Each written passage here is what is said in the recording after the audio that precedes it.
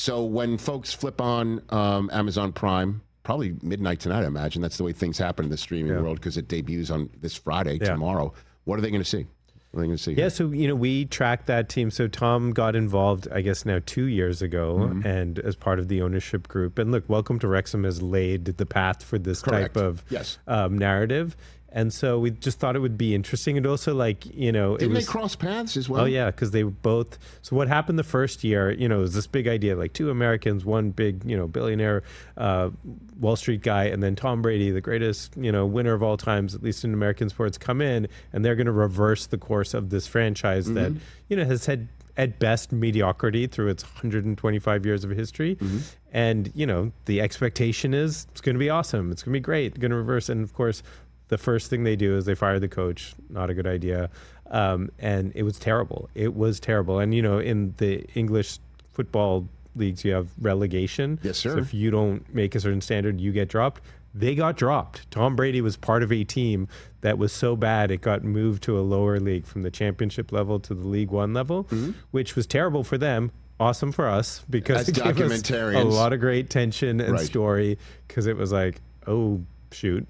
But we just kept the cameras rolling them from first season to the second season. And the second season, I think where Tom Brady and Tom Wagner, his co-owner, were able really to implement their system, start rebuilding the culture, obviously bring in some players, and you could start to see the change. And then they had, in a lower league, a historic season in terms of wins, success, etc. And so now they've been promoted, as has Wrexham, into the championship, back to where they started. Well, you as a documentarian of Brady and someone who's been around Tom, and I think Raiders fans would take interest in this, is what is Brady's style of ownership? What would you, obviously, he doesn't have as large a piece of the Raiders as he would Birmingham, but what is he bringing to the equation in Vegas that you've seen that he brought to the equation here in this documentary? Well, I think the honest answer is it's still a work in progress because it's new to him. And I think one of the things he's realized is, when you're a player, certainly when you're the quarterback, certainly when you're Tom Brady at the ladder, you have control. You are the guy on the field calling the plays, directing your teammates, etc. When you're an owner, a coach or an owner, you're removed. And so you have to put the other guys in position to be the best versions of themselves. You can't do it. And so that requires a level of surrender. But look, I think Tom... Which, by the way, people of his level, stature and accomplishment have a tough time doing. That's really hard. And that's why what Dion's doing is amazing because when you're a Hall of Famer with the heart of a champion, a mindset of a champion, and the physical abilities to back it all up, you don't suffer fools very well. And it's tough to coach that sort of, it's tough to coach down, right? Because you're trying to reach people who need to be dragged in a way that you never had to be by a coach, right? Totally. And so it can't be simple. It's not simple. It's a different generation of players. How you motivate them is different than, I remember when we did the Man in the Arena series, the generation of players that he really grew up with, like the Mike Vrabels, the Teddy Bruschi's, the Ted Johnsons, Willie McGinnis, that's a very different, that's a pre-social media generation, pre-millennial generation. So now, even though you have incredibly talented players, the Max Crosby's and Geno Smiths, this is a different culture and how you influence and inspire. So I think Tom's learning that. Look, at the end of the day, he's a guy who's he tells me all the time, people love to talk about culture. Well, culture are people. And, what are people? People are made up of values. What are the uncompromising values of this organization going to be? And he has thoughts on that. So does Pete Carroll. So does, John Spytek. So do all the people now. And now you got to figure it out. A different, I think they all share belief that culture drives success.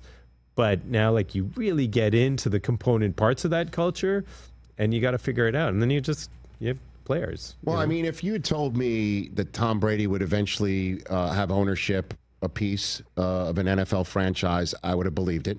If you had told me that when he got a piece of that franchise would be open for business and hiring a coach, I'd say, okay, now I'm very intrigued. And if you had told me the coach you would hire would be from a Super Bowl he was involved in. I'd be like, oh, how is Belichick available?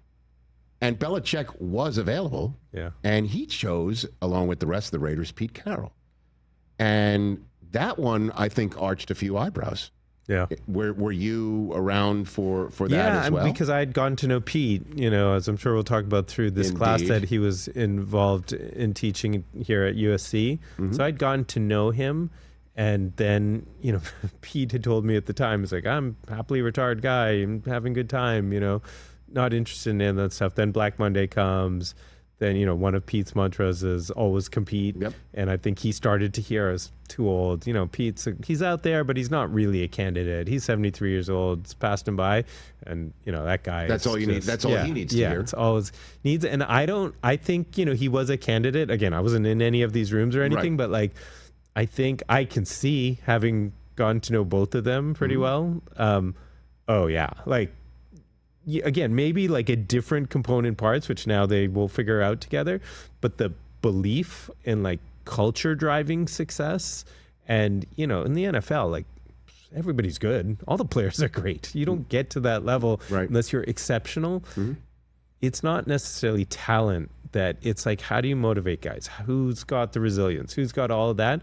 And those two guys, man, they inspire. That's the connective tissue? That's the connective tissue. I mean, they just have, it's what's the Mike Tyson saying? Everybody has a plan until you get punched in the face, so we'll see what happens. Of course, they open against the Patriots. Isn't that the amazing? Raiders do. Isn't that amazing? So the NFL. But Tom won't be there. He's going to be in the booth for Fox that day. But that said, Pete in New England, where he used to coach as well. If I'm not mistaken, he was the predecessor to Belichick. And now he's showing up as the coach of the Raiders' first game in New England. Catch the Rich Eisen Show live weekdays from 12 to 3 p.m. Eastern on Roku Sports Channel in the U.S.